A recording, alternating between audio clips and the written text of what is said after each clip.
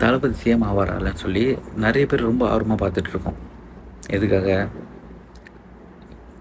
ஒருத்தருக்காக மட்டும்தான். ஆனால் சரி, இப்போ தான் மதனுக்கு ஒரு வீடியோ பார்த்தேன். பார்த்துட்டு ஒரு மாதிரி ஓகே நல்லதாக தான் இருக்கு.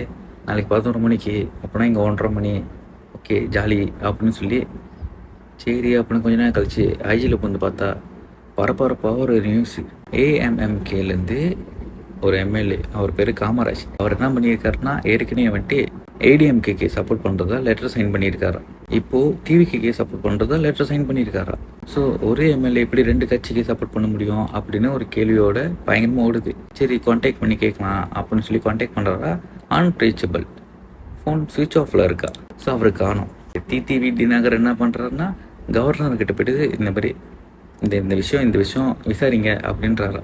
ஸோ தெரில என்ன நடக்குது, என்ன நடந்துக்கிட்டு இருக்குன்னு தெரில. நம்மளுக்கே இங்கே எப்படி இருக்குன்னா தமிழ்நாட்டில் இன்னும் எப்படி இருக்குன்னு தெரில. ஆனால் பயங்கரமாக இருக்க மட்டும் நல்லாவே தெரியுது. அரசியல் நாலேஜே கொஞ்சம் கூட ஆனால் இந்த அளவுக்கு ஒரு தெரியுது அப்படின்னா ஒரே காரணம் மறுபடியும். ஸோ தெரில, வெயிட் பண்ணி பார்ப்போம். எல்லோரும் நம்புகிற மாதிரி அதுதான் நடக்கும்னு நினைப்போம். தெரில, வெயிட் பண்ணி பார்ப்போம். Good night. தூக்கம் போச்சு.